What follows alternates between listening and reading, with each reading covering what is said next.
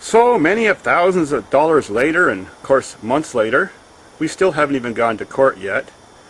These constitutional challenges often go to the Supreme Court because you're dealing with the laws of Canada, not just municipal laws like bylaws, when they try to tell you you can't make videos on your own property or post them on the internet or something like that.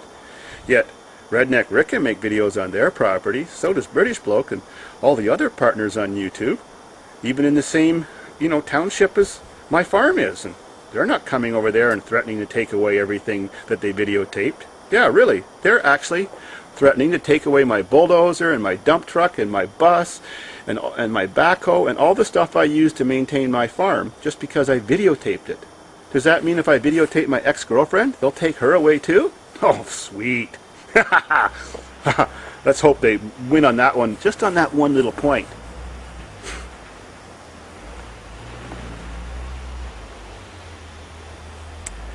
Yeah, funny thing is, they call my cars derelicts because I make 99% of the videos with my cars. Okay, I make 1% of my videos with my heavy equipment, and they're calling that movie props on their official paperwork. Gee, I would think the stuff that you made 99% of your videos with were movie props, and the stuff that you made 1% of your videos with are the heavy equipment I use to maintain my property. I use my tractor and my bulldozer to maintain my property. You all see my bulldozer plowing snow. I also use them in my little gravel pit or quarry that I own.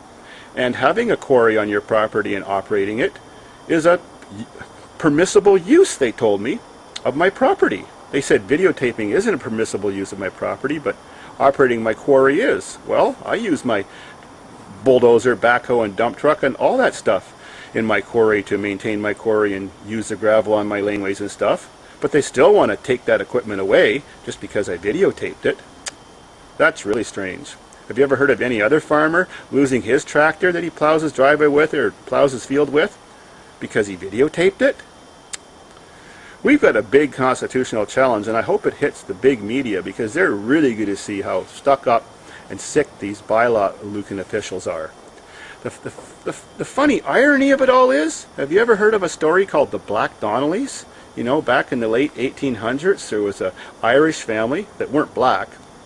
They just called them black as sin because they drank a lot. They ran the taxi business, which was stagecoach business back then.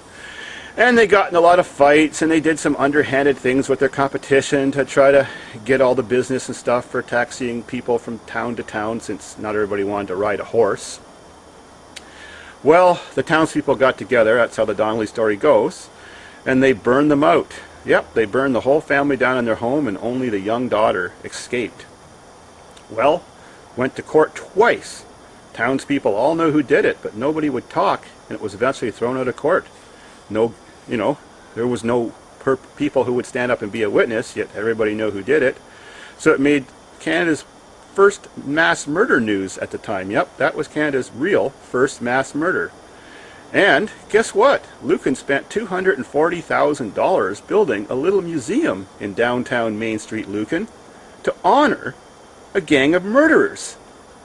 Yet a guy like this, who makes David's farm videos, is the bad guy and they have to get rid of him? Well, maybe in over 100 years they'll have a bigger museum about me. Yeah, there'll be lots of newspaper stories and stuff that went on to the Supreme Court to be Canada's first person who wasn't allowed to make videos on his own property, and they came and seized everything that he filmed.